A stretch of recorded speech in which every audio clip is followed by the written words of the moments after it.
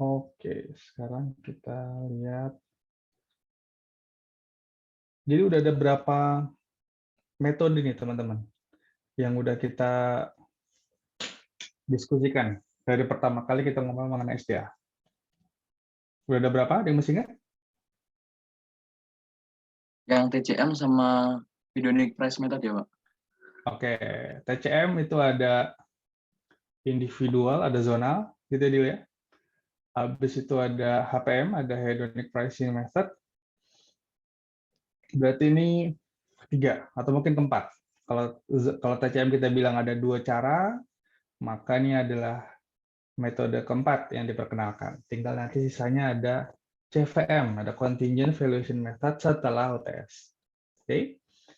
Kalau kita ngomong mengenai metode benefit transfer atau mungkin di beberapa literatur bilangnya adalah value transfer method atau metode value transfer. Oke, ya di PowerPoint kita pun saya lihat mix, ada yang menggunakan benefit transfer, ada yang pakai value transfer, tapi itu merujuk pada metode yang sama. Maksudnya sama aja. Oke. Sekarang kalau saya tanya yang dimaksud dengan benefit transfer itu apa teman-teman? Dari istilahnya aja. Dari istilahnya aja, tebak-tebak, pagi-pagi tebak-tebakan aja. Kalau benefit transfer apa? Ada yang bisa googling mungkin langsung benefit transfer apa tuh? Gampangnya apa dengan bahasa sederhana? Bahasa manusia, bukan bahasa penilai. Kira-kira apa? Ya, Pak, baru selesai liburan, Pak. Masih kaku nih otaknya nih. Ya. Belum encer. Nih. Transfer manfaat gitu, Pak. Sorry, saya transfer manfaat. Iya. Apa Jadi tuh maksudnya transfer? kayaknya Transfer? ini Pak, apa kita menghitung SDA manfaat suatu SDA dari penelitian yang udah ada sebelumnya gitu. Oke. Saya tuh cukup menjelaskan hampir 98% dari apa yang mau kita obrolin. Oke.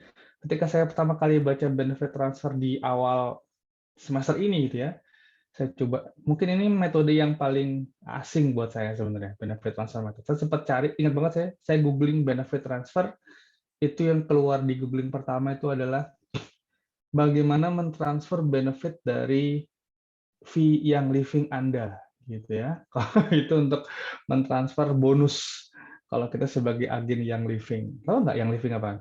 Tahu yang living? Tahu nggak? Tahu, Pak.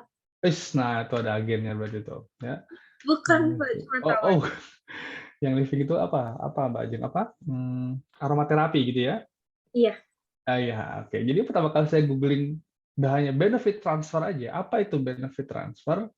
Itu yang keluar adalah bagaimana kita mentransfer ya, benefit atau bonus yang didapat dari sebagian. Wah, apa nih? Berarti salah nih. Ya.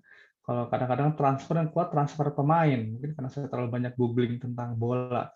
Jadi memang dari Insights. Jadi memang kurang familiar untuk orang Indonesia. Oke. Tadi kalau kata Mbak Tiara, yang ditransfer adalah manfaat. Oke, terus manfaatnya ditransfer ke siapa?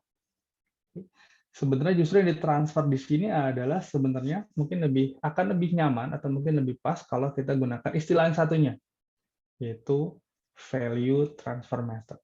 Oke, tadi seperti disampaikan oleh Mbak Tiara bahwa ini mentransfer value dari sumber daya alam yang lain ya untuk dipakai pada sumber daya alam yang akan kita nilai. Nah, itu dalam konteks SDA sebenarnya. Oke, kita buat step by step.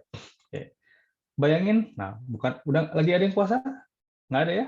Apa lagi ada yang puasa? Oke, sorry. Kalau ada puasa minta maaf. Ya. Ini ada 2 jenis burger. Oke. Tahu namanya apa ini? Yang pertama adalah cheeseburger. Cheeseburgernya McD. Oke. Oke. Semua pernah melihat lah iklannya setidaknya. Oke. Yang ini adalah Big Mac. Big Mac juga punyanya McD. Misalkan saya tahu bahwa di Amerika sana, ya, negara sumber pembuat McD ini, harga dari cheeseburger itu adalah $2. Oke, ini menggunakan ingredients yang relatif sama nih antara si cheeseburger sama Big Mac. Kalau teman-teman saya minta untuk menilai, mengestimasi nilai dari Big Mac, teman-teman ngasih harga berapa? Bukan harga, ngasih nilai berapa kira-kira si Big Mac? Lihat dari gambarnya, teman-teman saya kasih sebagai penilai, tolong dinilai. Big Mac estimasikan berapa harganya? Kalau cheeseburger harganya $2. Berapa teman-teman? Oke, ada yang ngechat langsung. 3,75. Oh, ini googling ini saya. Ya. 3,75. Oke. Oke aja, fine. $3,75. Yang lain ada? 4, Pak. $4. Oke. Yang lain? Tahogi 3. Oke, ada lagi 3. Sorry.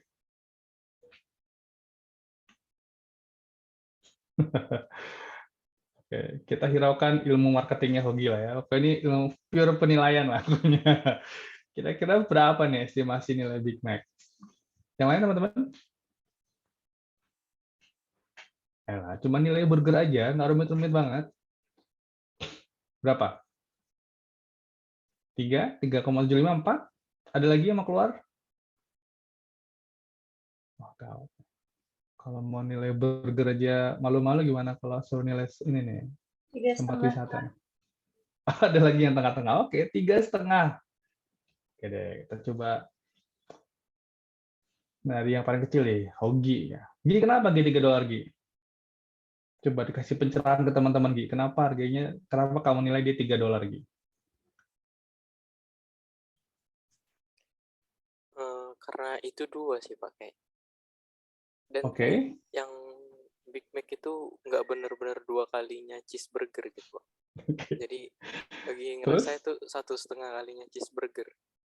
Oke, berarti ini dari Jadi size-nya. 3. Gitu ya. Iya, Pak. Oke. Yang $4 siapa tadi $4 ya? Fadil ya? Yang $4 siapa nih $4? Kita ambil min and max-nya. Iya, Pak. Kenapa dia? Sorry Mbak Tiara, kenapa? $4 kenapa? Soalnya kalau saya lihat itu 2 kalinya cheeseburger yang Big Mac. Oke. Kita mengkira-kira bagaimana menilai si Big Mac ini berdasarkan nilai yang sudah kita punya di sini. Oke. Ternyata harga per Februari 2022, nah ini saya harus precise nih, karena harga Big Mac itu bisa naik turun juga ternyata teman-teman ya. Ya, mirip.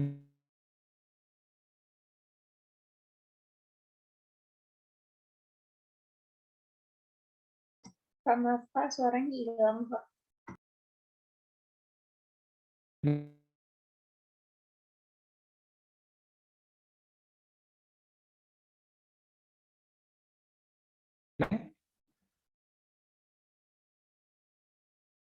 Masih? Sekarang sudah, Pak. Tadi Oke, saya coba biasa ya. Saya coba connect pakai handphone aja deh. Sebentar.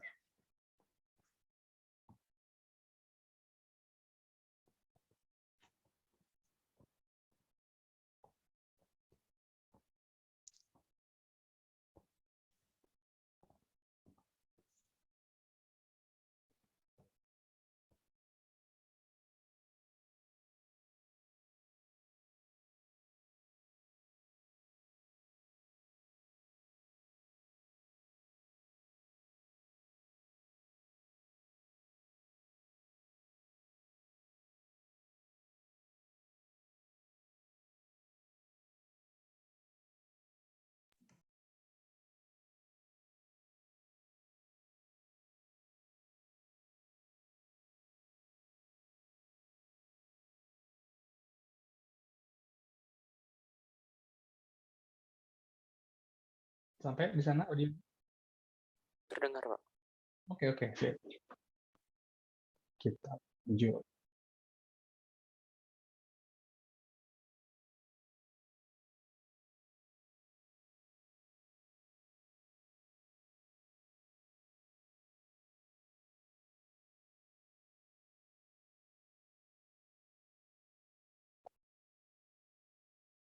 Oke.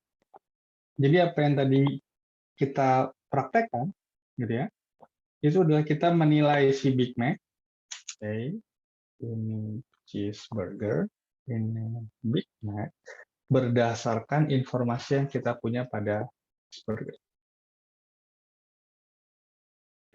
Tadinya ini kata Hogi ini cuman, ini segini Pak, ini kayak 2 kalinya nih. Oke, tapi kalau Hogi yang jualan, saya jual $3 aja Pak, biar orang-orang banyakan beli yang Big Mac. Oke, kita kesampingan dulu mau marketingnya, oke. Tapi kita hanya ngeliat dari scale up-nya aja, ya. Kita dari ukurannya aja. Kalau segini $2, maka estimasi kita bahwa harga si Big Mac itu adalah ya sekitar $4 lah. Seperti yang tadi sudah teman-teman perkirakan. Oke. Oke. Kita balik ke Big Mac lagi. Cuma lebih gede tampilannya ya, biar ketampol rasanya sama Big Mac ya. Siapa tahu pada pengen beli Big Mac habis itu. Oke. Tadi kita tahu harga adalah sekitar $4 di Amerika sana. Oke. Sekarang saya teman-teman untuk membayangkan atau mengestimasikan berapa sih harga Big Mac tapi di Indonesia. Ini harga di US, berapa harga di Indonesia? Kalau teman-teman diminta mengestimasi nilai Big Mac ini selayaknya berapa, kira-kira teman-teman akan menyebutkan di kisaran angka berapa? Yuk, berapa kira-kira? Kursnya mungkin sekitar 15.000 ya saat ini. 14.000 something lah ya. Mungkin kalau kita mau buletin, kursnya itu adalah $1 itu sama dengan misalnya 15.000 lah. Buat patokan teman-teman. Berapa kira-kira?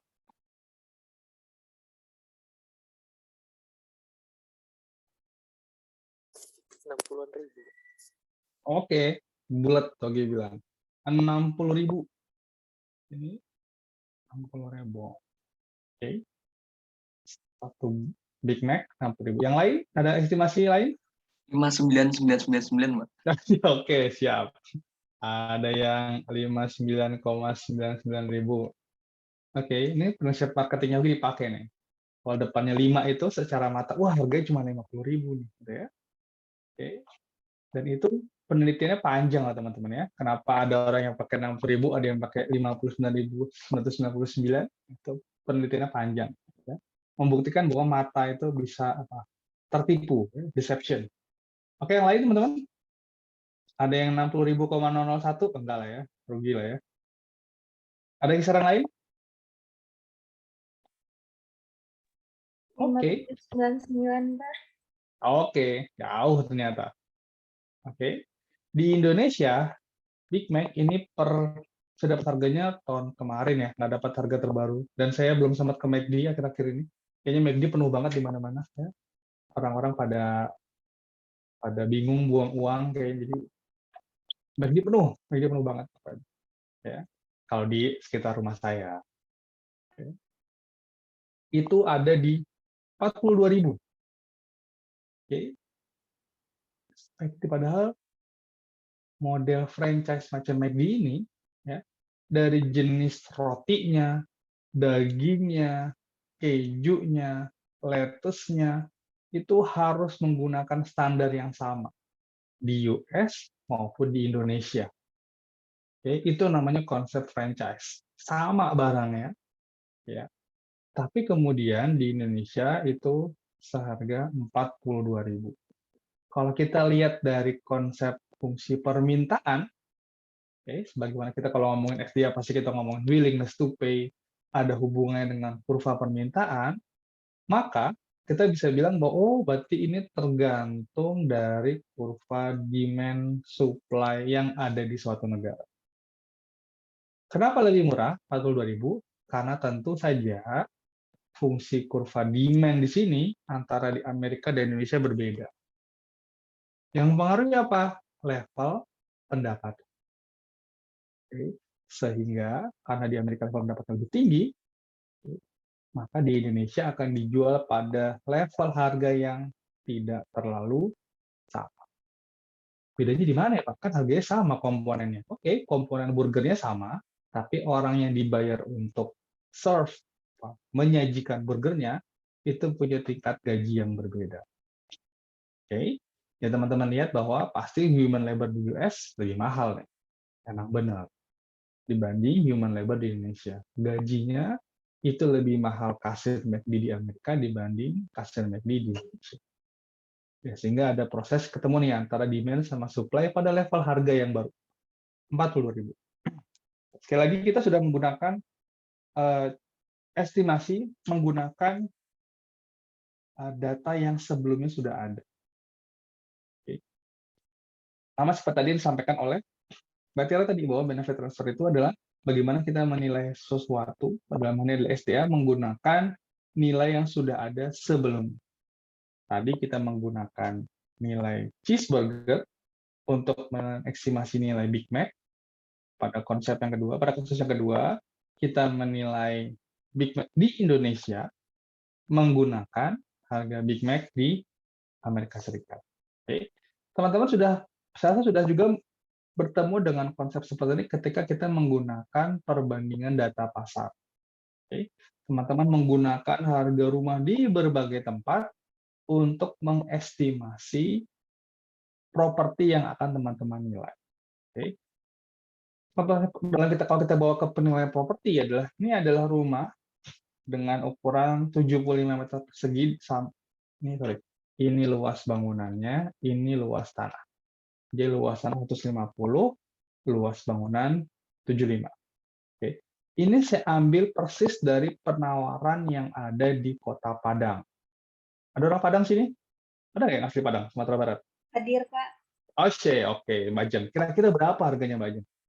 Kalau ini saya lupa lokasinya, tapi ini di Kota Padang. Di salah satu komplek klaster Kota Padang. Berapa kira-kira, Mbak Jen? Di Kota Padang sekitar 250-an nggak sih, Kak? 250-an, oke ya. Iya. 150 meter persegi, luas bangunan 75. Kata penawarannya, itu penawarannya adalah 625 juta. Yaitu, ya lupa saya, antara alex.com atau rumah123.com. Kita saya ambil mentah-mentah. Oke, tetap ada.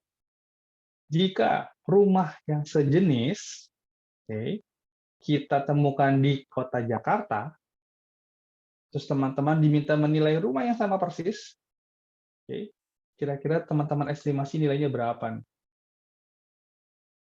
Dapat tipe yang sama persis, gerbangnya, pohon-pohonnya, penyusun bangunan sama persis, gitu ya.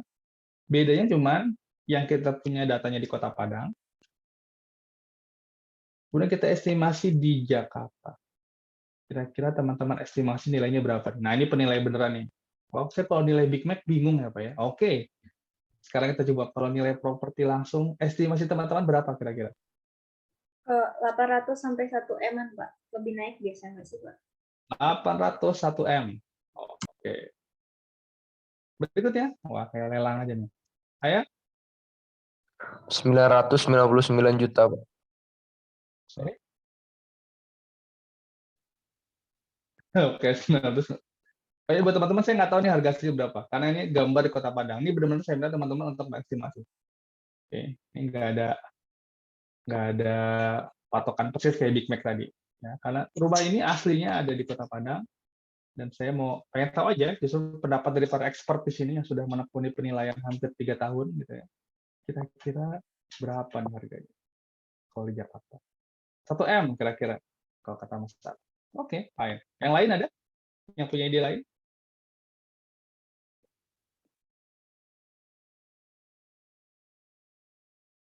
Belum kepikiran, Pak.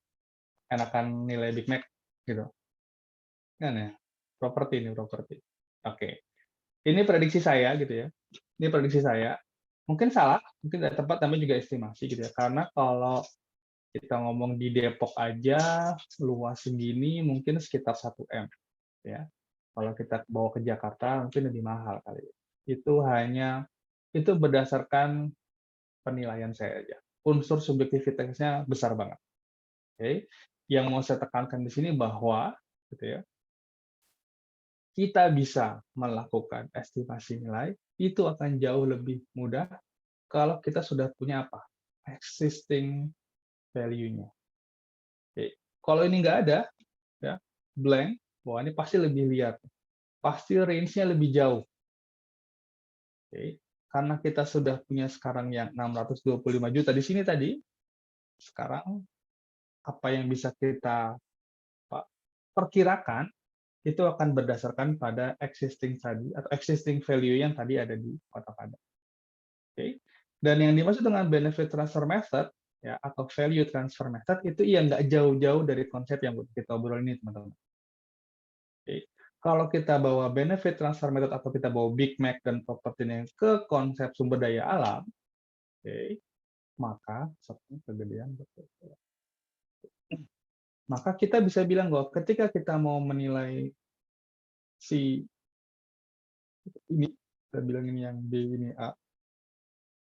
Ketika kita mau menilai situs B ini, maka kita bisa menilai sumber daya alam di B ini jika kita punya berapa sih yang sumber daya alam A.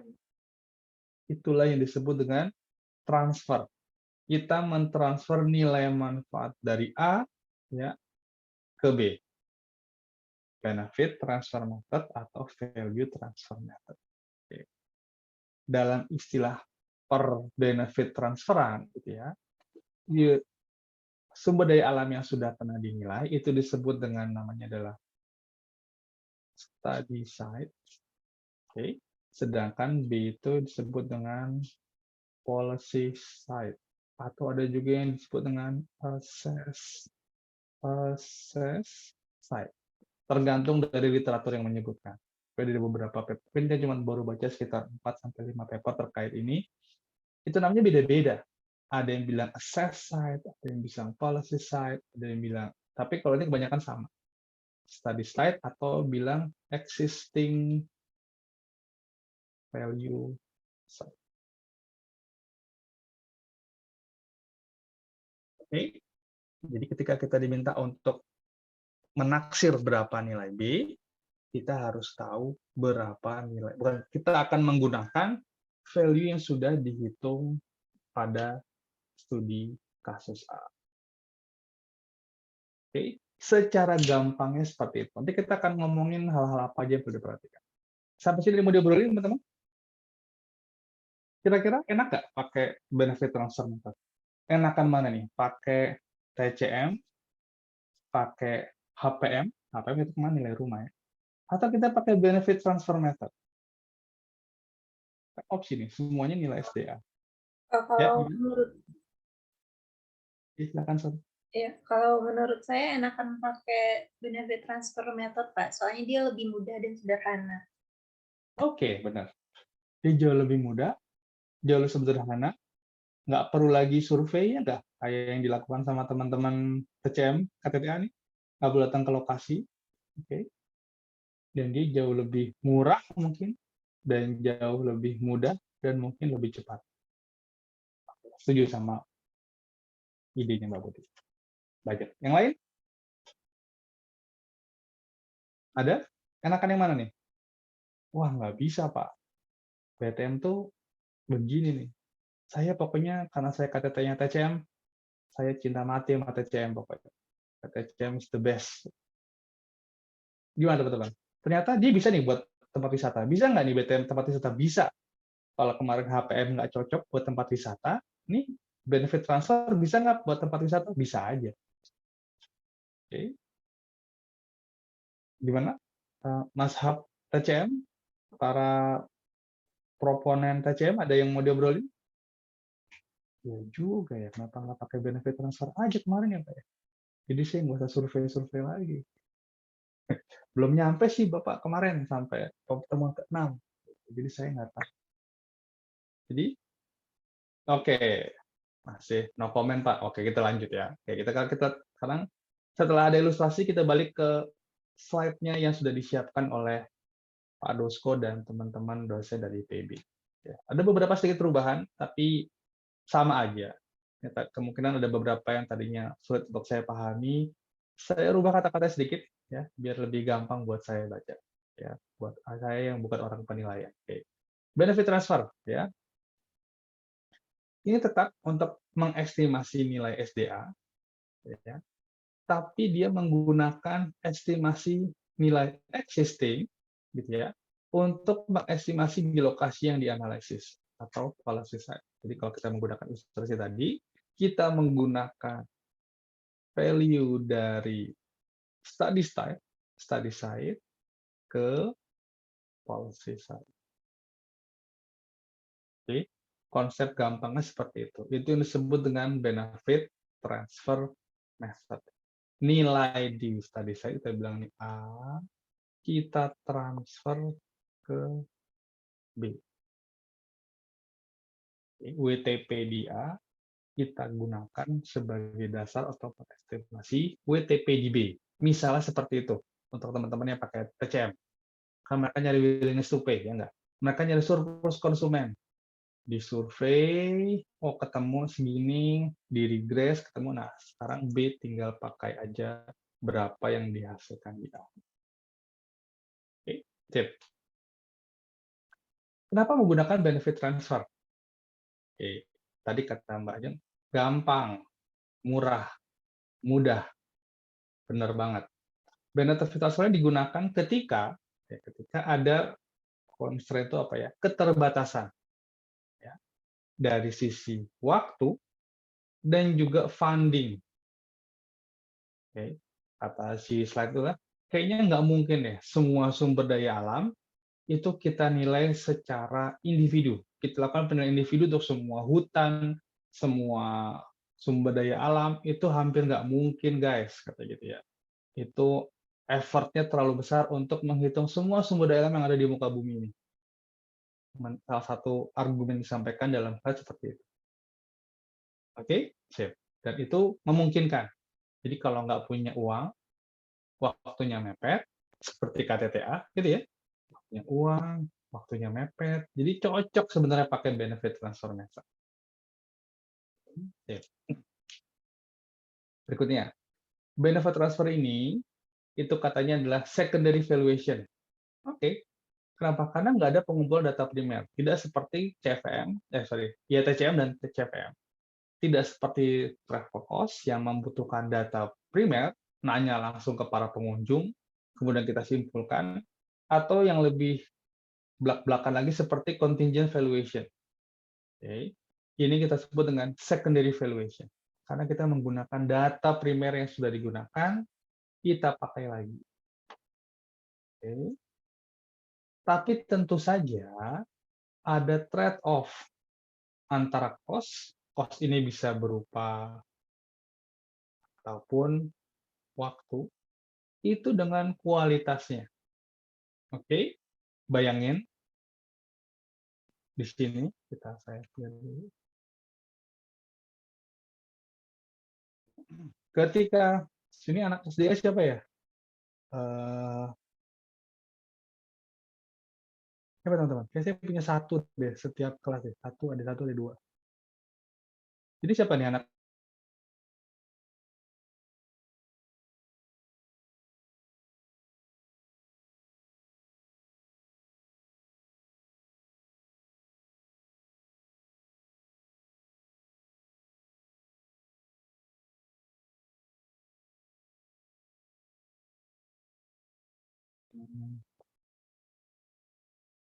Rehan ya, Han ya? Iya, Pak. Iya, oh, lama banget dah keluarnya dah. Rehan. Kamu apa, Han? Lokasinya mana, Han? Untuk setubuh, Pak. Untuk Setumbu. Oke. Ini ada, mohon maaf kalau saya nulis salah ya. Untuk Setumbu. Ya. Rehan sudah mengestimasi, ya misalnya WTP-nya sekian rupiah. Oke. Berapa persen kita percaya nih bahwa hasil TCM yang didapatkan oleh Rehan itu sebesar segini? Kira-kira berapa persen nih validitasnya hasil KTTA kamu? Sepertinya sama Jena ya teman-teman. Dia pede nggak sama apa yang dia kerjain? Kira-kira validitas KTTA kamu berapa persen bisa menilai si Putu Setumbu ini? Waduh, berapa ya, Pak? Lo kan kami ngerjain. Saya percaya diri lah. Saya sudah melakukan prosedur yang benar sesuai dengan tata cara yang ada. Jadi saya yakin 100%, Pak. It's fine, sebenarnya nggak masalah. Kan namanya juga penilaian. Penilaian itu kan opini, ya nggak? Oke, nggak berani Rehan ngomong. Berapa, Han?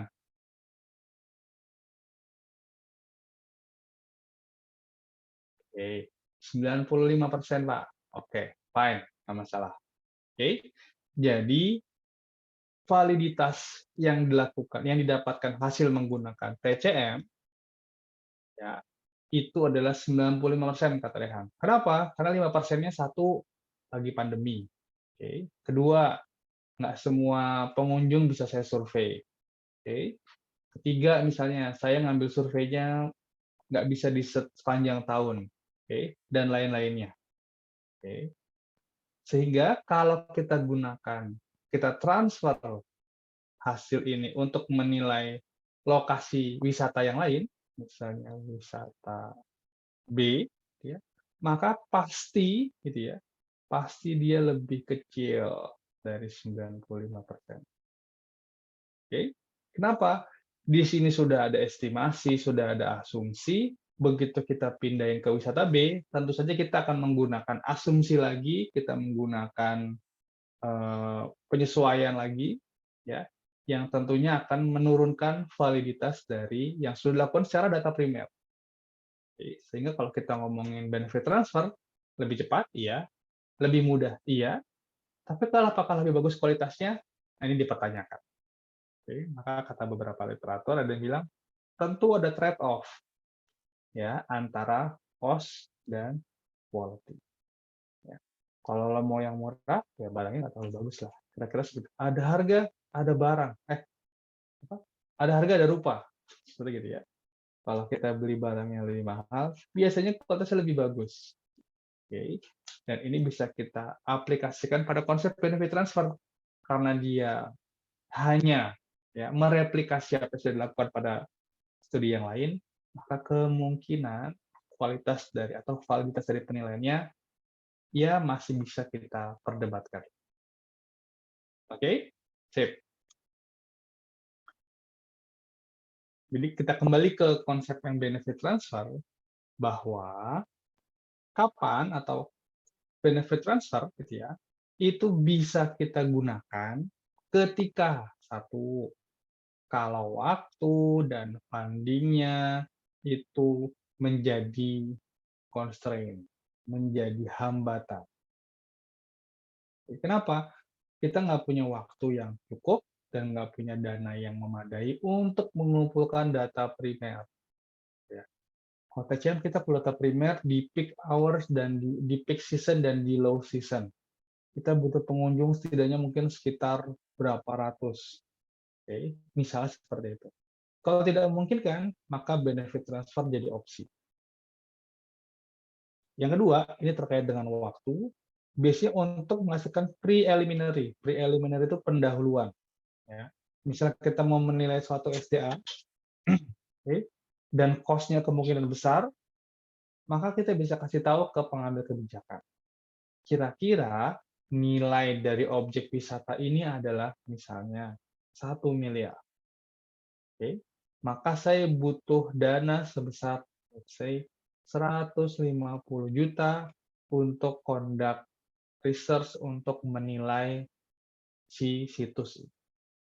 Okay. Jadi si benefit transfer ini bisa digunakan sebagai apa? Kayak estimasi awal ketika menentukan apakah proyek untuk menilai si situs ini layak apa enggak. Ya, saya penyandang dana, gitu misalnya kan. Saya mau tahu berapa dana yang pantas saya keluarkan untuk apa? Untuk si Rehan memvalue-kan objek wisata tertentu. Oke, saya tanya sama Fadil, dia kira-kira emang berapa nilainya dia? Ya, saya mau ngasih dulu 150 juta nih ke Rehan. Pantas nggak? Pantas, Pak. Soalnya pakai benefit transfer, saya estimasi nilainya sekitar 1 miliar. Jadi 150 juta buat Rehan, oke lah. Oke. Jadi benefit transfer ini merupakan opsi. Bisa nggak pakai TCM? Ya bisa aja. Tapi jika teman-teman menemukan kesulitan dalam hal dana, waktu, maka benefit transfer jadi opsi. Oke? Oke. Sampai sini? Ada yang mau diobrolin dulu? 25% dari materi yang mau disampaikan. Aman? Oke. Kalau aman kita lanjut. Beberapa hal yang harus diperhatikan dalam konsep benefit transfer. Oke. Yang pertama adalah tadi kualitas source tadinya. Yang pertama, kalau kita punya studi sebagai acuannya itu sudah bagus, oke, maka kita bilang bahwa benefit transfer kita kayaknya udah sama bagus ini, sama sudah dilakukan sama orang sebelumnya. Oke, Rehan sudah menilai putus tumbuh dengan sangat baik, sampelnya cocok, metodenya pas, modelnya fit gitu kan dengan semua uji asumsi yang dia lakukan. Maka ketika kita melakukan benefit transfer dari yang sudah dilakukan oleh si Rehan, maka ini menjadi proper, jadi pantas. Kenapa? Karena studi existing sebelumnya kita pakai sebagai acuan itu udah oke, udah top. Kalau studi existing sebelumnya hancur, ya, misalnya sampelnya cuma ngambil 15 orang, gitu ya. Itu pun diambilnya di hari yang sama, misalnya, teman-teman. Oke. Terus datanya nggak normal, udah nggak normal, outlier semua, misalnya. Oke. Ini yang melaksanakan adalah dosen yang baru belajar penilaian SDA, misalnya. Oke. Nggak bagus nih hasilnya. Udah gitu, ujinya dia tidak melakukan uji asumsi sama sekali. Modelnya nggak bagus. Oke. Tidak publish di jurnal tertentu. Karena publikasi dari hasil penelitian itu jadi salah satu faktor dipertimbangkan. Oke. Kalau sudah publish di jurnal yang peer review, maka dianggap sudah diakui nih hasil studinya.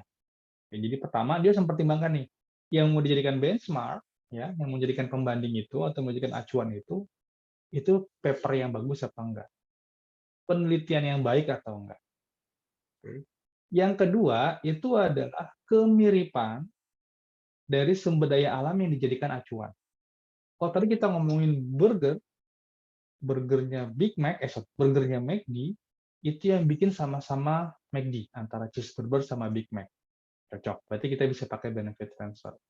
Kita ngomongin penilaian Big Mac di Amerika Serikat sama di Indonesia. Oh, cocok sama.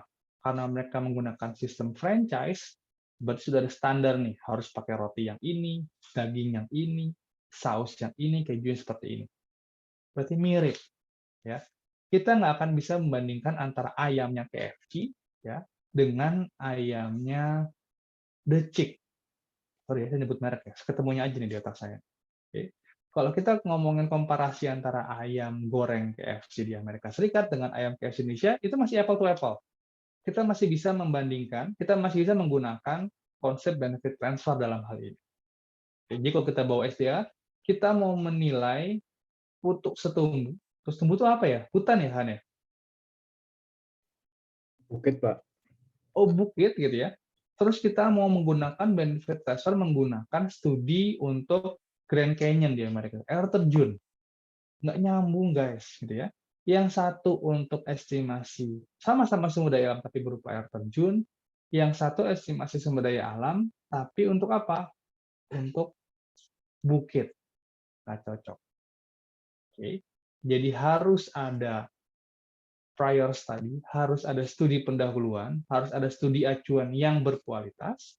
Yang kedua, sumber daya alam yang akan ditransfer benefitnya itu harus serupa. Nggak mungkin sama, tapi mirip lah. Oke.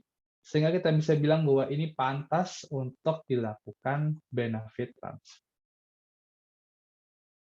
Oke, kita sudah menjawab hampir semuanya mengenai konsep benefit transfer. Sorry.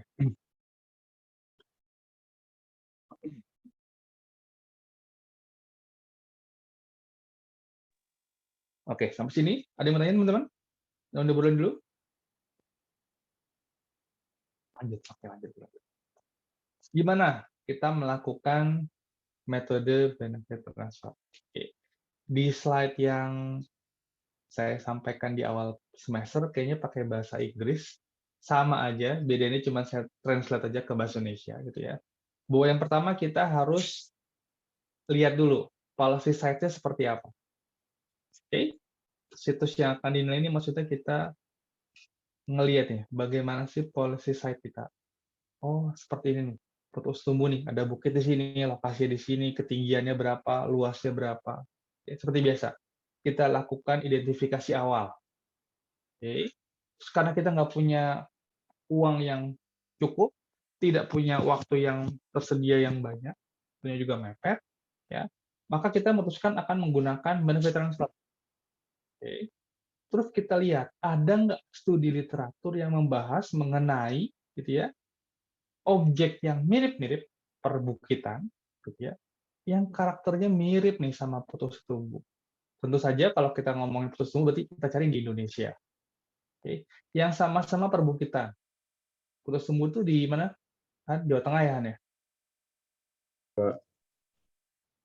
Iya, oke. Berarti kalau memungkinkan kita cari di Jawa Tengah. Kalau nggak ada, kita cari yang di Jawa.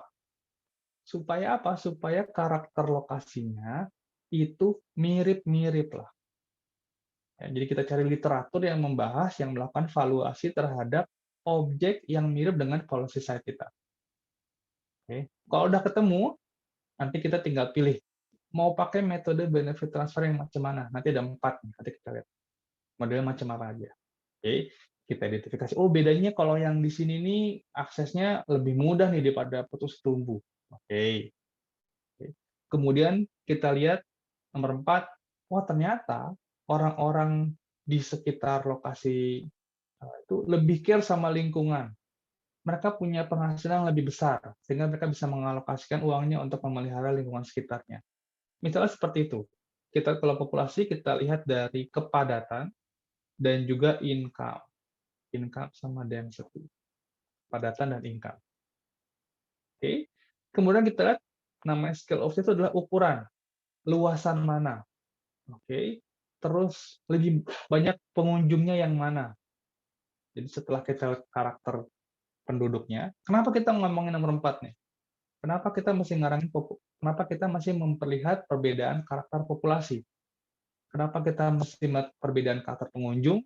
Karena ketika kita menilai SDA, teman-teman, kita akan ngomong mengenai demand function.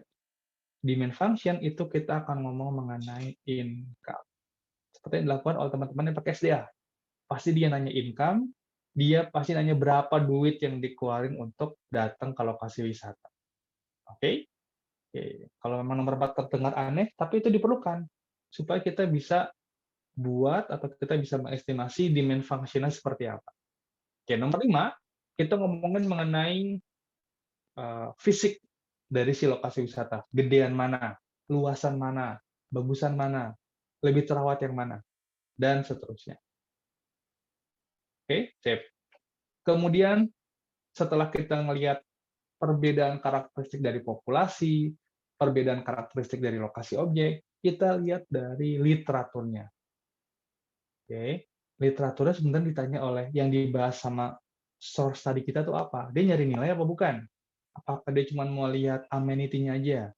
Apakah dia mau melihatnya perbedaan misalnya si lokasi objek lain mau dikasih resort nih, mau dibangun kawasan penginapan, itu jadi nggak cocok sama apa yang mau dilakukan oleh benefit transfer untuk menilai satu objek wisata. Jadi sekarang kita ngeliat apa? Studi literatur. Nyambung dari studi literatur, kita lihat model statistiknya gimana. Ekonometriknya bagus apa enggak. Ya, bagaimana dia fit antara si model ekonometriknya dengan pertanyaan penelitian. Wah, kok sekarang jadi nggak kelihatan gampang ya, Pak ya? Ya juga ya. Ternyata meskipun kita cuma tinggal pakai doang, ada beberapa hal yang harus diperhatikan. Sebenarnya cuma 2 tadi itu. Itu adalah satu, kualitas dari source tadinya, kualitas dari paper yang mau kita pakai sebagai acuan. Yang kedua, kemiripan antara objek yang sudah dinilai dengan objek yang akan dinilai. Itu diterjemahkan dalam 8 poin inilah, teman-teman. Intinya cuma 2 itu doang. Kita memastikan bahwa paper berkualitas, mungkin itu ada di nomor 2, 6, dan 7, sorry. Kemudian yang kedua tadi apa? Kemiripan antara lokasi yang sudah dinilai dan lokasi yang akan kita nilai. Poin 3, poin 4, poin 5. Oke? Ya, jadi ini tadi 2 isu penting dalam benefit transfer adalah source tadi, yang kedua adalah kemiripan antara lokasi yang sudah dinilai, tadi study site, dengan lokasi yang akan kita nilai, policy site. Oke? 2 hal itu doang, diulang-ulang aja. Oke, itu adalah karena itu komponen penting dalam benefit transfer. Sehingga kita bisa ambil kesimpulan bahwa karakteristik dari benefit transfer method yang reliable, yang dapat diandalkan, yang hasilnya bisa kita percaya adalah satu, yang studi existing-nya bagus. Bagusnya apa? Pengambilan datanya oke, sampling-nya benar, metode ekonominya tepat, termasuk teknik uji empirisnya benar. Jadi kita kalau mau bilang benefit transfernya ini bagus, berarti tergantung dari source tadi. Kalau Rehan mau menilai putus tumbuh pakai benefit transfer, maka Rehan harus bisa bilang bahwa, oh ini studi yang saya pakai udah bagus nih. Ini peer review, terbit di jurnal yang terakreditasi nasional, atau mungkin terakreditasi internasional. Baru dia bisa pakai, bisa bilang bahwa benefit transfer yang dia gunakan itu reliable. Itu yang pertama. Yang kedua, bahwa karakteristik sumber daya alam yang dinilai itu mirip, ya, mirip dengan karakteristik sumber daya alam yang ada di study site, baik dari sisi karakter populasi, termasuk karakter lokasinya seperti apa. Nggak mungkin sama, tapi mirip lah setidaknya. Kayak kasus burger tadi. Cheeseburger sama Big Mac sama nggak? Nggak sama. Beda, tapi mirip. Big Mac di Amerika Serikat sama Big Mac Indonesia sama nggak? Nggak sama, teman-teman. Lebih gurih Big Mac kita. Percaya deh. Pokoknya KFC kita sama kalau burger mungkin kayaknya sama lah ya. Meskipun saya ngerasa kayaknya lebih gurih burger McD di Indonesia gitu ya dibanding di luar, tapi secara keseluruhan, secara overall dia serupa. Oke. Terakhir, ini ada tambahan informasi dari slide adalah bahwa dia juga melihat evaluasi perkembangan pasar. Maksudnya apa? Berarti juga mempertimbangkan mengenai inflasi, economic growth, jika ternyata study set-nya itu lintas tahun. Oke. Studi yang pertama dilakukan tahun 2000, sekarang mau pakai benefit transfer sekarang, 22 tahun yang akan datang. Wah, apple to apple nggak tuh? Udah nggak apple to apple. Sehingga juga harus mempertimbangkan apa? Karena nilai itu bisa tumbuh, bisa turun, juga mempertimbangkan bagaimana economic growth di daerah tersebut, bagaimana economic growth di negara tersebut. Oke. Jadi, ada beberapa hal yang harus diperhatikan. Meskipun mudah, meskipun lebih cepat, tapi bukan berarti asal-asalan. Oke. Ada prosedur nih yang harus diikuti kalau teman-teman mau menggunakan apa? Benefit transfer. Gampangnya dari sisi mana? Gampangnya nggak perlu ngambil data primer. Oke. Cuman harus lebih prudent, harus lebih bijaksana dalam hal mengambil acuan studi. Oke? Oke. Udah ya? Bolak-balik itu aja kan? Benefit transfer kan? Ininya kita mengcopy ya. Dan bukan mereplikasi juga sebenarnya, tapi kita memanfaatkan studi existing yang ada, ya, yang mirip-mirip dengan yang akan kita lakukan, kemudian hasilnya kita bawa ke lokasi SDA kita. Sampai sini, ada yang mau dibeli apa enggak?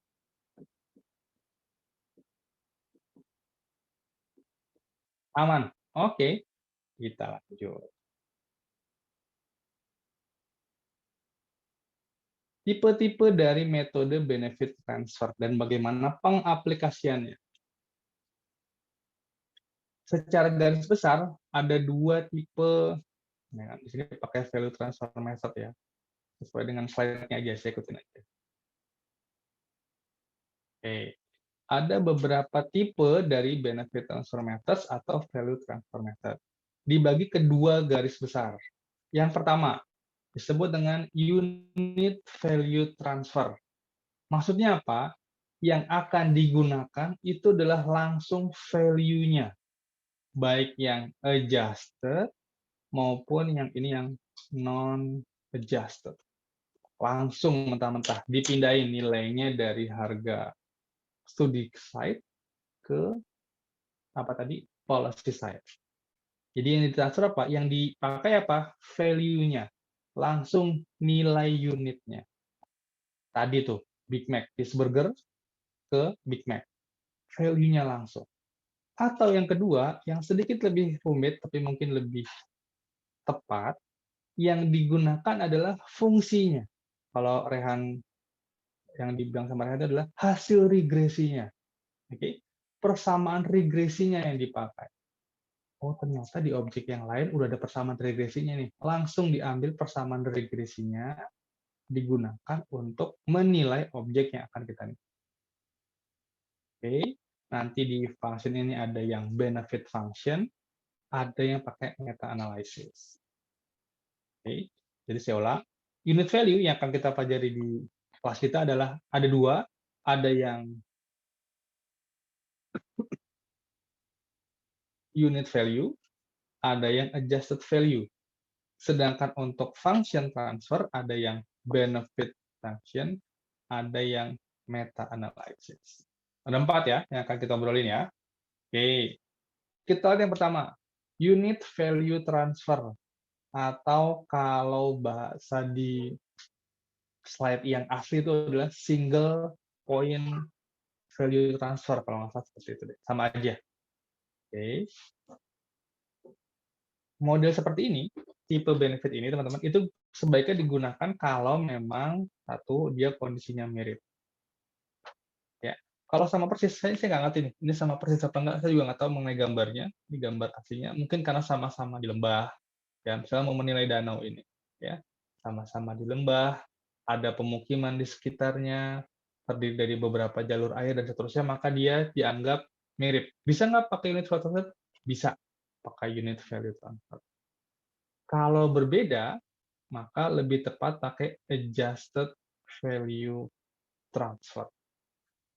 Oke. Contohnya apa nih? Kita bisa pakai unit value transfer yang tadi. Kita pakai siapa? Si burger tadi. Ya. Burger sama persis nih. Rotinya dari merek yang sama, kejunya pakai keju yang sama, meskipun dagingnya mungkin bukan berasal dari sapi yang sama, gitu ya, tapi dari kualitas yang sama. Dipilih sapi jenis ini, kemudian dimasak menggunakan bumbu yang sama dengan tingkat suhu yang sama. Artinya secara garis mirip nih antara si cheeseburger sama Big Mac. Kita bisa bilang bahwa kita tinggal scaling up aja. Kalau ini cuma segini tingginya, ini segini, ini berarti 2 kalinya. Itu tepat ya, menggunakan yang namanya unit value transfer.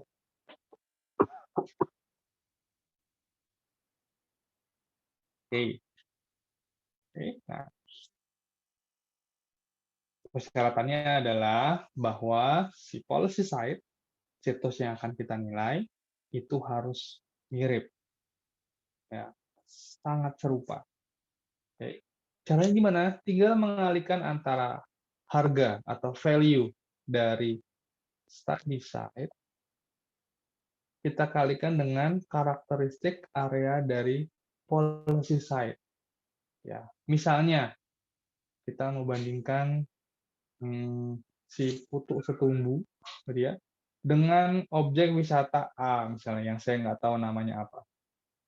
Kita tahu bahwa di sini ternyata willingness to pay-nya atau surplus konsumen rata-ratanya adalah misalnya 100.000. Oke, dengan luas Putuk Setumbu berapa kan luasnya? Misalnya 100 hektar, saya nggak tahu aslinya lah. Oke, di sini luasnya adalah 150 hektar.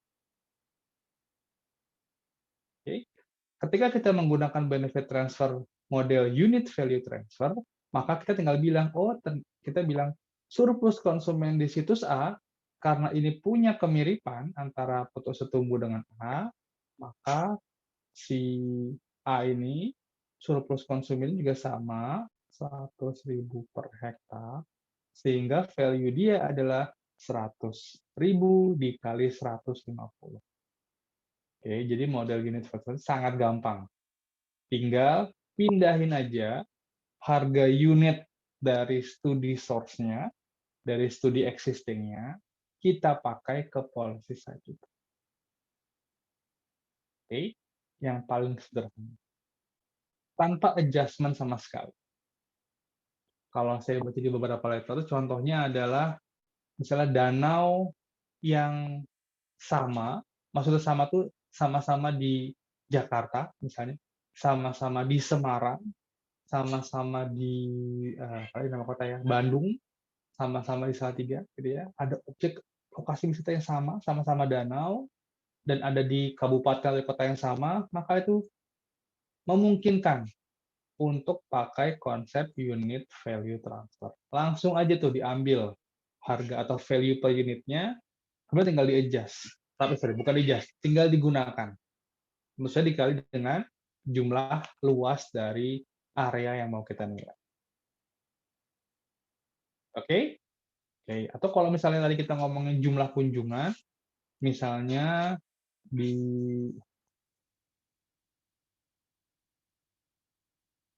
kita ganti. Kita misalnya punya data surplus konsumen perkunjungan, sebagaimana KTTA, misalnya data surplus perkunjungannya adalah 50.000 per kunjungan, ya. Kemudian kita tahu di situs A itu selama setahun ada 200.000 visitor, maka nanti berapa value dari A, tinggal kita kalikan aja antara surplus konsumen perkunjungan dengan jumlah kunjungan di situs A. Oke, itu konsep unit value transfer. Lebih mudah nggak? Lebih mudah. Kalau udah sampai sini lebih mudah.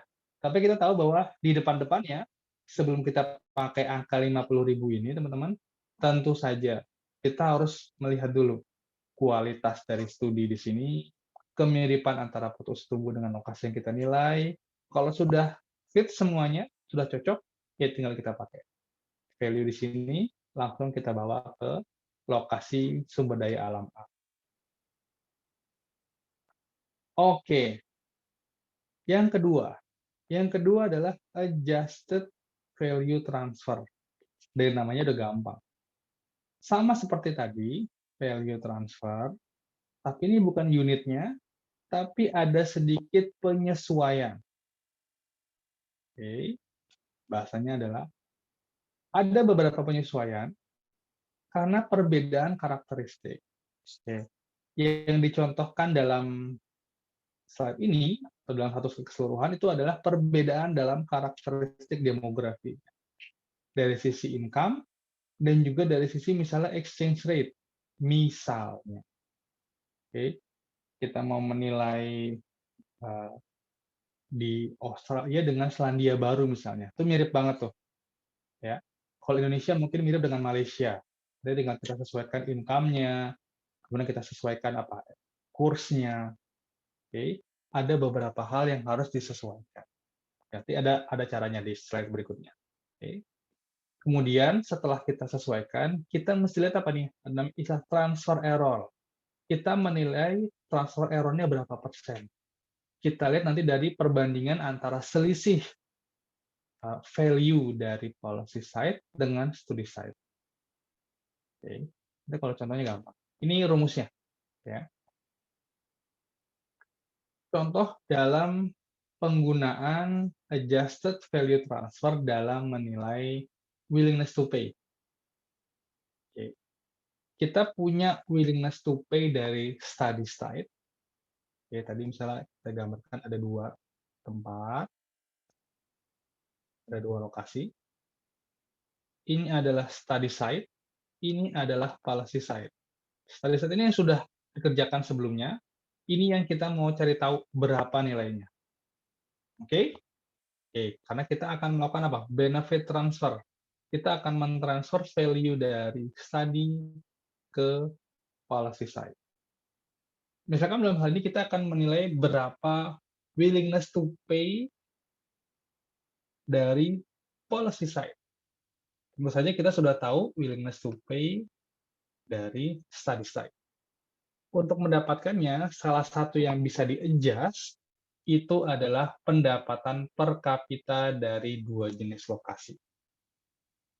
Oke, kemudian dipangkatin atau dibobot bahasanya dengan elastisitas permintaan. Oke, ini mungkin secara teknik nggak perlu kita turunin dapatnya dari mana, ya. Tapi kita gunakan aja apa yang sudah diinformasikan dalam slide. Oke, jadi willingness to pay pada policy side itu merupakan pembobotan dari willingness to pay pada study side menggunakan perbandingan antara penghasilan atau income di policy side dibagi penghasilan dari study side pangkat elastisitas. Di sini saya lihat WTP dari study side, Y dan S itu adalah income, sedangkan B adalah elastisitas permintaan. Biasanya ini udah ada standarnya. Oke, kita menggunakan referensi dari studi sebelumnya. Kemudian untuk menilai transfer error, itu cukup menilai, ini adalah nilai absolut. Ini saya kasih tanda lurus depannya, ini adalah nilai absolut, artinya hasilnya pasti nggak negatif. Teman-teman sudah tahu ya nilai absolut itu apa ya? Tahu lah ya. Oke, nggak usah jelaskan lagi. Nilai, kalau di Excel tinggal pakai sama dengan ABS kalau nggak salah itu ya. Ini menggunakan nilai absolut dari selisih antara policy side dengan study side dibagi policy side. Itu untuk menilai transfer error. Oke, rumusnya gampang, cuman segitu aja, matematis banget. Karena kita hanya menggunakan data sekunder, kita tidak perlu mengumpulkan data apapun. Selama kita bisa mencari berapa penghasilan per kapita di lokasi yang kita jadikan source tadi, dan berapa penghasilan yang kita butuhkan di lokasi yang akan kita nilai, tentu saja kita sudah tahu berapa value dari source tadi kita, maka kita bisa menentukan berapa value dari sumber daya alam yang akan kita cari. Oke, menggunakan rumus nomor 1. Nah, untuk memastikan bahwa hasil kita benar, kita bisa menggunakan uji transfer error, menggunakan persamaan di nomor 2.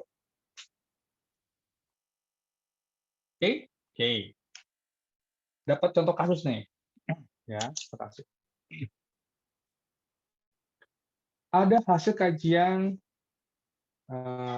non-guna dari wetland di Amerika Serikat. Ya, bahwa katanya willingness to pay-nya itu adalah $28 per household, per rumah tangga. Oke. Jadi WTP dari study site-nya itu adalah $28 per household. Oke. Pendapatan per kapita Amerika itu adalah $50.000 per tahun. Pendapatan per kapita Indonesia itu $4.000 per tahun. Oke, berarti kita dapat ini adalah Y dari study side. Dan ini adalah Y dari policy side. Dengan elastisitas pendapatan sudah disediakan sebesar 0,035. Pakai rumus yang tadi, tentukanlah nilai willingness to pay kurang per rumah tangga, jadi WTP per household di Indonesia untuk wetland, untuk lahan basah, serta transfer error. Pertanyaan berikutnya adalah, apakah nilai tersebut dapat digunakan? Nanti kita lihat dari transfer error. Oke. Kalau dari sini sebenarnya ada beberapa hal yang mau saya kritisi. Sama nggak sih kira-kira wetland di Amerika Serikat dengan di Indonesia? Ya, kemungkinan menurut saya sih beda ya. Oke. Jadi mungkin ini tidak tepat banget jika kita bawa ke dunia nyata, di mana wetland di Amerika Serikat kemungkinan akan berbeda. Nggak mirip-mirip banget dengan wetland di Indonesia, dengan lahan basah di Indonesia. Tapi jika memang cuma punya ini, ya kita kerjakan aja. Oke, meskipun saya merasa kalau kita mau melihat wetland di Indonesia, mungkin kita bisa pakai di yang se-Asia Tenggara lah. Itu lebih cocok dijadikan apa? Kualitas pembandingnya lebih mirip dibanding kita pakai yang jauh di Amerika Serikat. Oke? Oke, tapi kita gunakan data yang ada untuk menilai berapa WTP per household di Indonesia. Oke, gimana tadi rumusnya? Masih ingat? Rumus ini ya, gampang banget ya, rumus nomor 1 ini. Oke teman-teman? Oke Pak, lanjut Pak. Siap. Willingness to pay di policy side itu sama dengan willingness to pay di study side, ya. Kemudian YS per YP, gitu ya. Oke.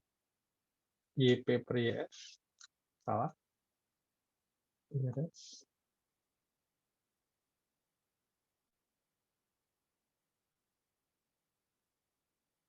Per YS dikali elastisitas. Oke, berarti di sini ada $28, oke, dikali policy side-nya 4.000 dibagi 50.000 dikali 0,035. Gampang. Pakai kalkulator handphone juga bisa dikerjain kayaknya. Ada pangkat nggak di kalkulator handphone? Ada kali ya. Handphone saya lagi. Coba, silakan teman-teman. Kira-kira berapa nih? Ini harusnya sih nggak jauh-jauh banget dari $28. Bisa dihitung? Oi, bisa nggak dihitung? Bisa, Lagi Pak. Pak. Oke, siap. Bisa. Sip. Saya memastikan aja bahwa saya nggak ngomong sendirian sama komputer. Wah, udah ada yang ngechat nih. Oh, dia kalkulatornya bagus nih. 25,63. Oke, siap. Katanya $25,63. Atau mungkin bisa dikurskan mungkin jadi sekitar berapa rupiah nih? Mungkin dikali 15.000 ya. 14.000 berapa sekarang ya? 14.400 kalau nggak salah. Mungkin kalau dikalikan dengan 15.000 dia jadi berapa? $725. Wah, 1.000 jadi berapa tuh? Kalau 25 kali 15.000.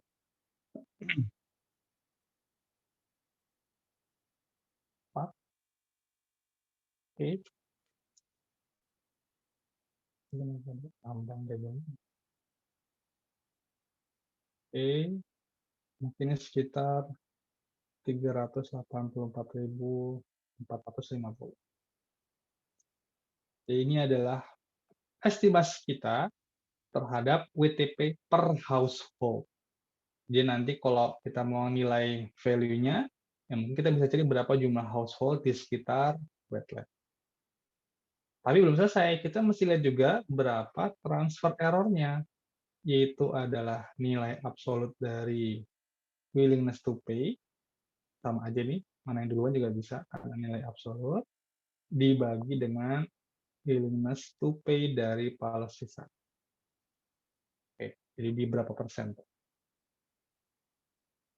9,24%. Oke, untuk menjawab pertanyaan di belakang, pertanyaan di halaman sebelumnya, apakah nilai tersebut dapat digunakan? Bisa nggak teman-teman jadi? Kalau kita cuma punya data ini doang. Jadi sedunia ini cuma kita punya data ini doang.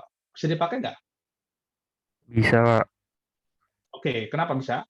Karena Kurang dari 25%. kita mengacu ke konsep di sini. Mana tadi? TE yang baik adalah lebih kecil dari 25%. Sehingga jika kita hanya memiliki data ini saja, meskipun tadi saya sudah menyampaikan argumen atau kritik saya terhadap konsep ini, tapi jika memang kita hanya memiliki data ini, maka kita bisa bilang bahwa oke, willingness to pay untuk policy ini bisa kita pakai. Kenapa? Transfer error-nya masih di bawah 25%. Oke? Oke, gampang ya? Matematikanya gampang banget. Berikutnya. Perlu break nggak nih? Hah? Perlu break nggak? Saya perlu break ya? Lebih cepat lebih baik kali ya? Ya nggak? Setuju. Ya, Lanjut, Pak. Pak. Kita juga pengen cepat-cepat selesai UTS, Pak. Oke, sip. Ya, sip. Lanjut. Berikutnya, sekarang ditransfer. Kalau tadi adalah unit value-nya, sekarang kita ngomongin function-nya yang ditransfer. Kalau tadi itu langsung dari study site, langsung value-nya, sebagaimana digambar, langsung value-nya, tapi sekarang kita lihat function-nya dulu. Function itu apa? Ini, ya. Misalnya WTP per hektarnya itu merupakan function dari populasi, dari income dari populasi, plus faktor-faktor lainnya. Ini adalah matrix. Ya, ada beberapa variabel. Oke. Tetap kita cari source study yang berkualitas, kita cari lokasi study site yang mirip-mirip, ya. Tapi kita tidak akan mengambil mentah-mentah dari value-nya. Tapi yang kita ambil adalah function. Nah, ini sedikit agak teknis, tapi kira-kira digambarkan seperti ini, teman-teman. Jika ini apa ya? Ini willingness to pay gitu ya. Willingness to pay per hektarnya digambarkan dengan fungsi seperti ini. Oke, bahwa willingness to pay per hektar itu merupakan fungsi dari populasi, dari kepadatan, dari income dari penduduk tersebut, dan juga faktor-faktor lain yang saya gambarkan dalam vektor X. Oke, X ini karena dia pakai huruf besar dan huruf tebal, itu bisa A, B, C, D, dan seterusnya. Oke. Dalam bentuk persamaan, maka kita bilang bahwa untuk study site, itu dia punya persamaan seperti ini nih. Ini buat teman-teman SDA sudah dapat nih persamaan.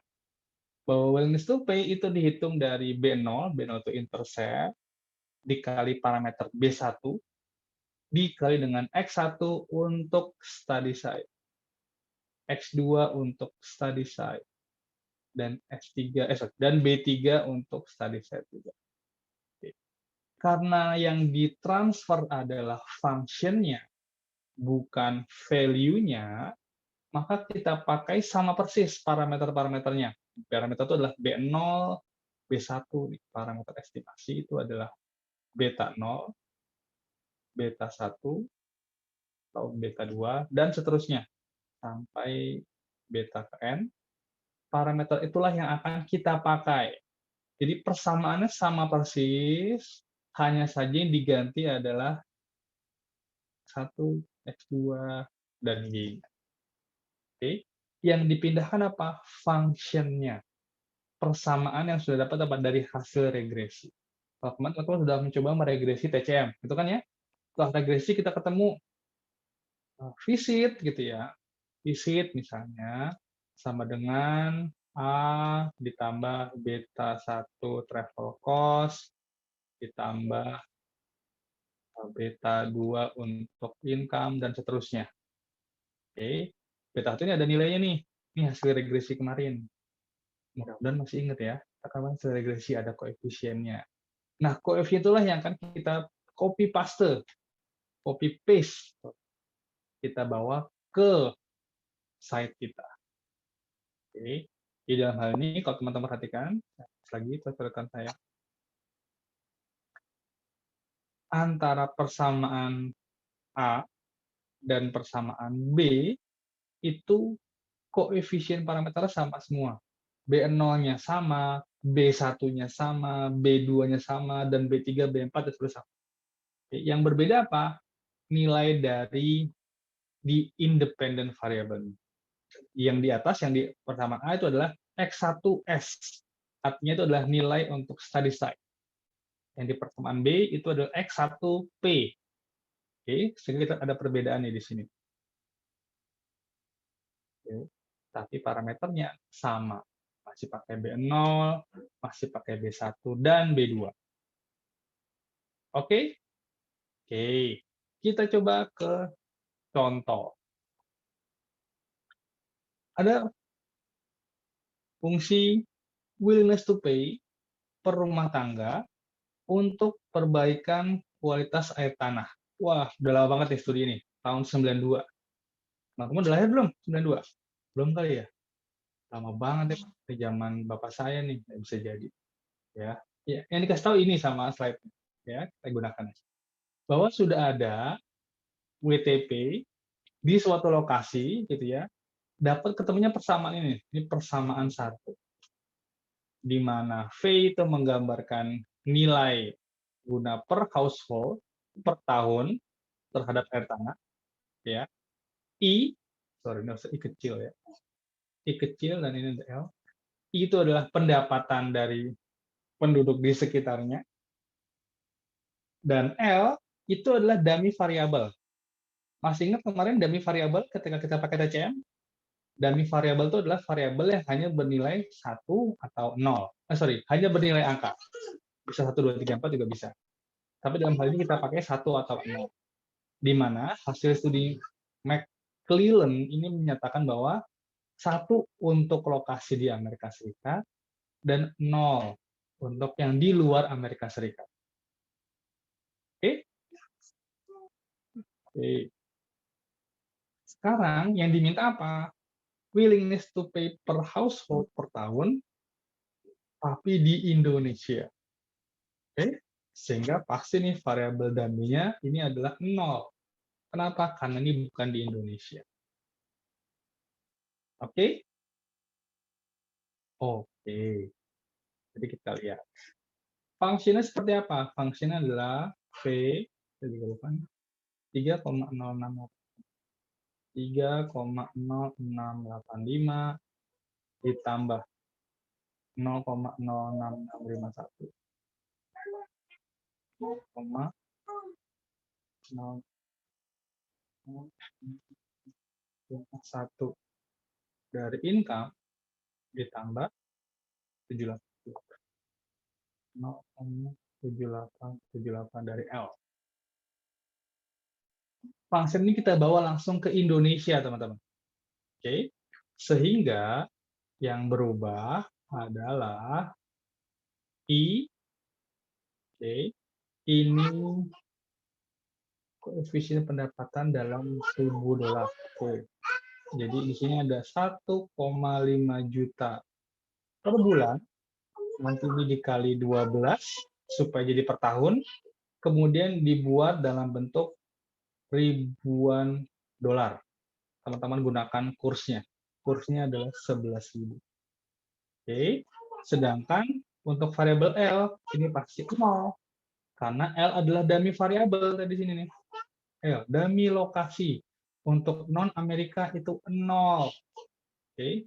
Sehingga variabel L di sini kita ganti dengan 0. Berarti ini anggap aja nggak ada. Oke.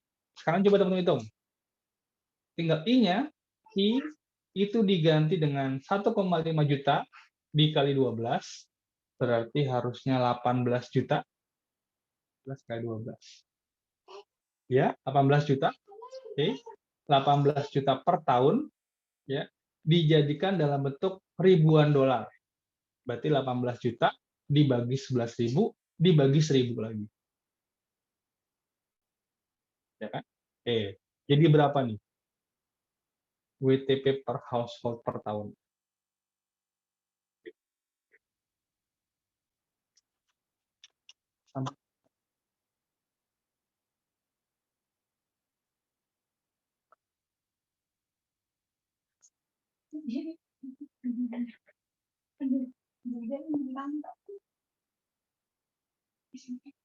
Oke.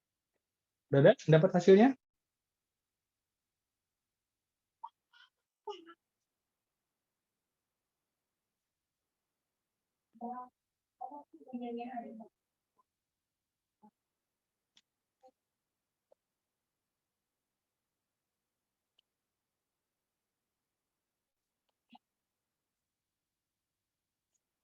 Gimana teman-teman?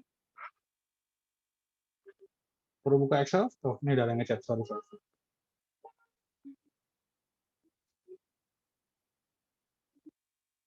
Oke, ini ada yang beda nih. Pertama caranya, coba kita rutin pelan-pelan karena hasil yang sampai ke saya berbeda. Ya. Pertama adalah kita cari I per tahunnya. I per tahunnya adalah 1,5 juta dikali 12. Berarti sampai tahap ini 18 juta per tahun, ya nggak? Oke, semua sama sampai sini? Sama, bro? Mana nih? Bro and sis? Sama, Pak. Oh iya, oke, sama. Makasih, Mas Ogi. 18 juta, ini 18 juta rupiah per tahun. Dalam informasi di soal, ini koefisiennya itu harus dalam ribuan dolar. $1.000. Sehingga 18 juta rupiah tadi kita buat dalam bentuk ribuan dolar. Oke, artinya apa? Kita bagi dulu dengan 11.000, dapat berapa dolar tuh? 18 juta bagi 11.000. Berapa dolar? Ya, berapa?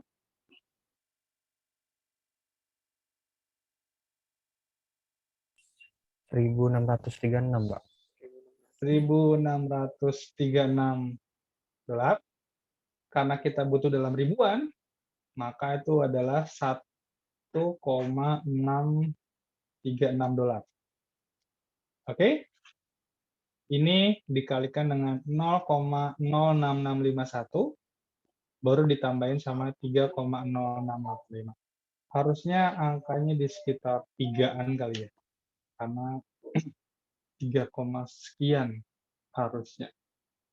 Mungkin. Kesulitan?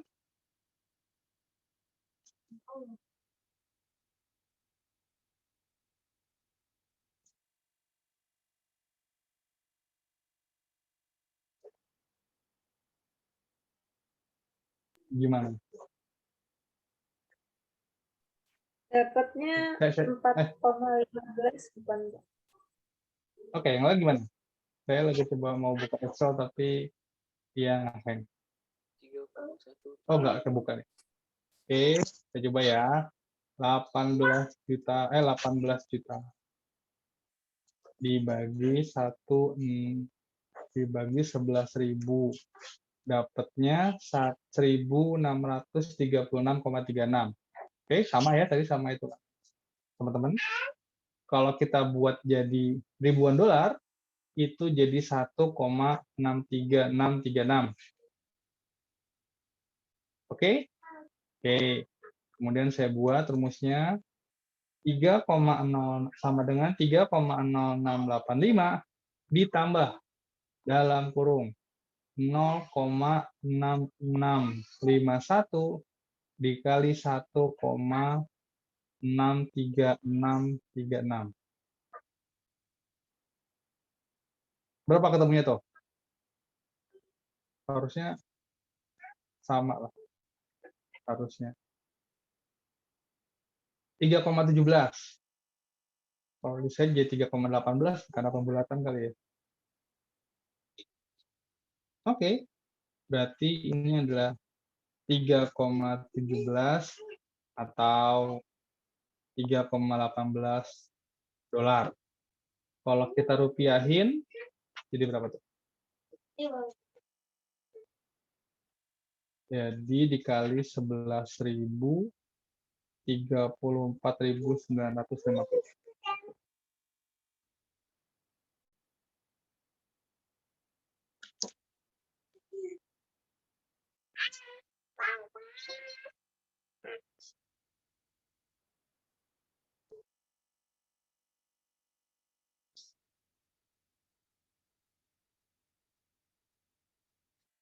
Oke, sorry. Sama kita? Ada yang perlu ditanyain? Ada yang perlu diobrolin, teman-teman?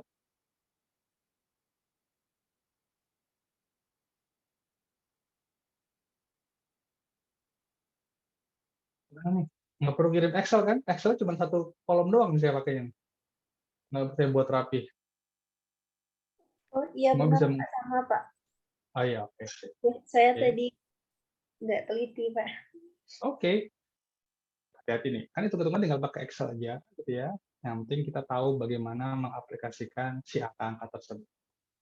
Oke, di sini dibuat, di contoh soalnya dibuat agak sedikit lebih tricky karena ada kata-kata harus pakai ribuan dolar. Ya kita ikutin aja.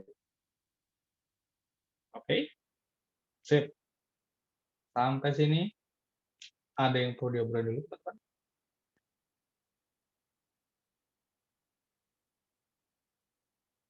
Nggak ada? Oke, kalau nggak ada, berarti kita udah lihat tiga tipe dari benefit transfer method. Ya, mungkin itu adalah hal pokok yang perlu kita ketahui. Unit value transfer, adjusted value transfer, yang ketiga adalah value function transfer. Ya, 1, 2 itu yang ditransfer langsung nilainya, sedangkan yang ketiga ini adalah function. Oke. Upgrade dari value function, karena value function ini hanya menggunakan satu studi saja, oke, dari satu studi saja, ini cuma satu studi. Oke. Untuk mengupgrade, untuk mendapatkan literatur yang lebih kaya, ada tipe yang berikutnya, yaitu adalah meta-analysis value function transfer. Dia menggunakan beberapa study site. Oke. Jadi ada beberapa persamaan, oke, dikombinasikan, dilakukan meta-analysis untuk dapat model yang paling fit, model yang paling disebut adalah pooled model. Oke. Saya bukan expert di bidang meta-analysis dan tampaknya saya tidak bisa menjelaskan dengan lebih jelas. Ya, belum pernah melakukan. Tapi intinya adalah meta-analysis itu mengumpulkan ini lebih susah nih. Kenapa lebih susah? Karena kita harus mencari banyak penelitian yang berkualitas dan yang objeknya sejenis dan mirip. Oke, nggak perlu data primer, tapi data sekundernya jadi banyak. Oke. Baru dari situ dikumpulkan, dilakukan teknik kuantitatif tersendiri untuk mendapatkan model yang baru. Ya, kalau tadi kan itu cuma punya satu model doang. Gampang. Kalau menggunakan meta-analysis, digabungkan dari beberapa model, oke, digabungkan, dapat value function yang baru diterapkan pada policy site. Oke, tapi tidak dibahas secara lebih detail. Oke, ada papernya Pak Ani, bukan Pak Anil Markandia yang mungkin nanti akan saya share setelah ini terkait dengan meta-analysis. Meskipun menurut saya penjelasannya tidak terlalu komprehensif, tapi mungkin ada yang semangat ingin tahu apa itu meta-analysis, siapa tahu mirip sama metaverse gitu kan, silahkan. Oke, sip. Sampai sini, sebelum saya pindah ke bagian kesimpulan, teknisnya saya sudah habis ini dong. Setelah ini udah tinggal konsep aja. Untuk teknis sudah selesai nih, sampai 3 jenis saja yang kita pelajari. Unit value transfer, adjusted value transfer, sama value function transfer. Ada yang mau dibulun teman-teman? Lanjut Pak. Oke, kalau gitu kita lanjut. Nah, secara kesimpulan gitu ya, astaga, sorry, saya lupa mentranslate yang kolom yang ini ya, sorry, tapi kayaknya gampang lah, teman-teman bisa memahami lah. Ya. Untuk unit value transfer, itu yang ditransfer adalah nilainya. Ya, kita bilang ini nilainya, nilainya tanpa ada penyesuaian. Kalau adjusted, nilai, tapi di-adjust karena ada perbedaan. Tadi yang kita gunakan adalah perbedaan dari sisi income. Oke. Untuk benefit function, yang ditransfer adalah fungsi. Fungsi untuk mengestimasi ditransfer. Ya, dengan ada sedikit adjustment untuk mengakomodasi perbedaan. Tadi ada perbedaan apa? Income-nya berbeda. Oke. Mungkin kalau mau ditambahin lagi, nanti perbedaan jenis kepadatannya, perbedaan kebudayaannya aja, memungkinkan. Yang penting yang dipindah apa? Function-nya, persamaannya yang dipindahkan. Oke. Sedangkan untuk meta-analysis, itu menggabungkan beberapa penelitian. Jadi kalau di sini satu study site, ini beberapa study site.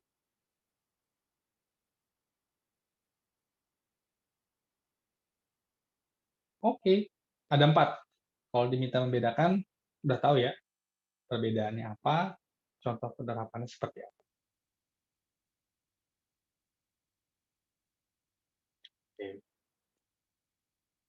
Poin terakhir, plus minus dari BTM, dari benefit transfer method.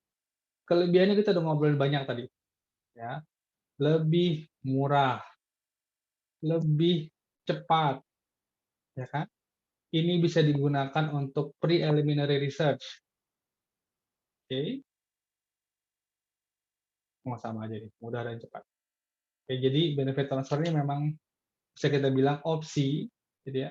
Jika kita membutuhkan valuasi ekspres, ya, yang tidak membutuhkan apa? Pengumpulan data primer. Ekspres dalam hal apa? Tidak memerlukan pengumpulan data primer. Tapi bukan berarti ekspres tanpa ada prosedurnya. Tadi kita udah tuh, prosedurnya macam-macam, ada banyak ternyata. Yang harus dilakukan dengan prudent juga, harus hati-hati juga.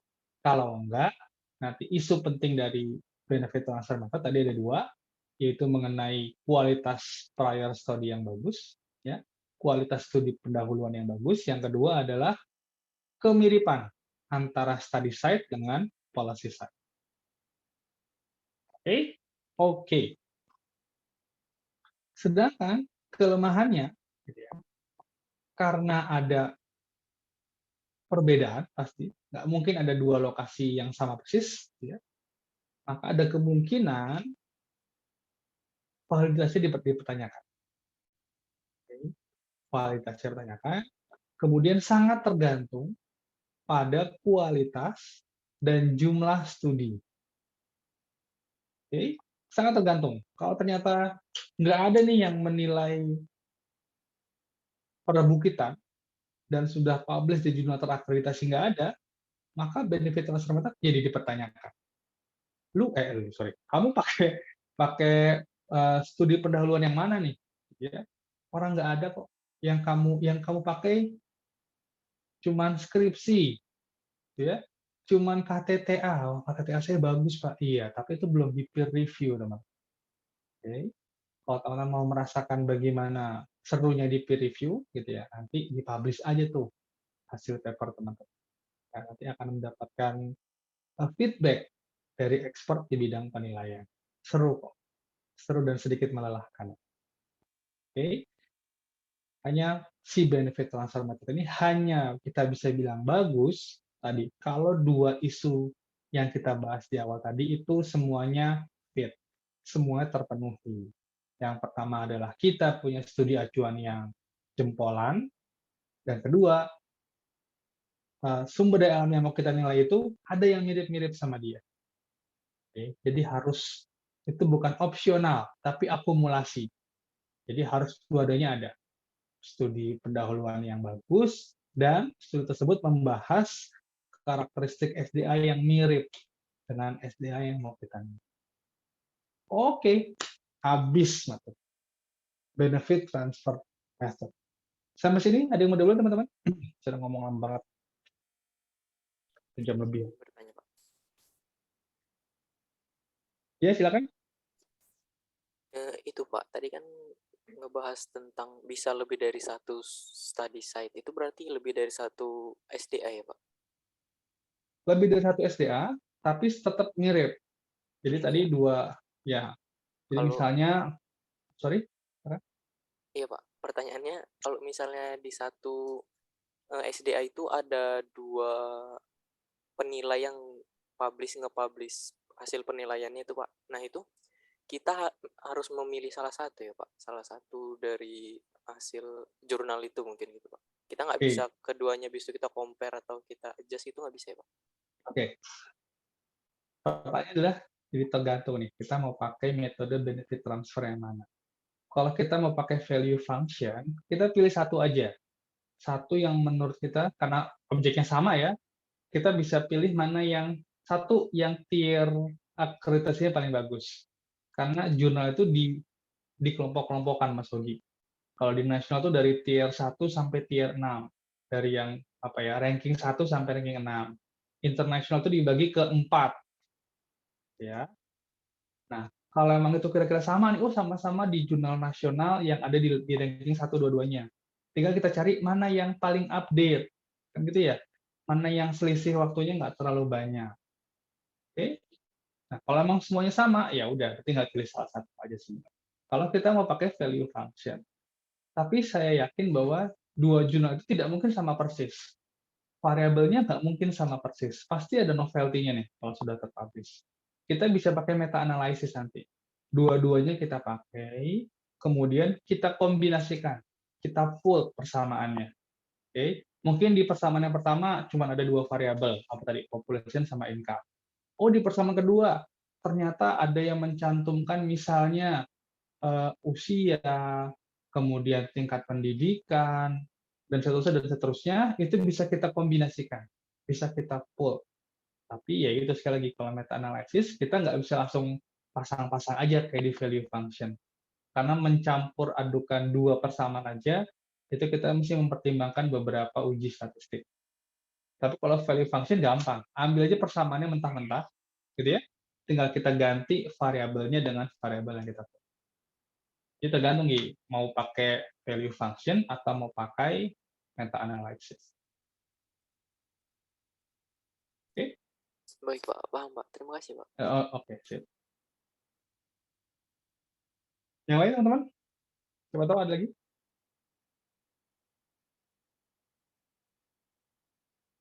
Oke. Jadi udah dapat ya konsep benefit transfer ya.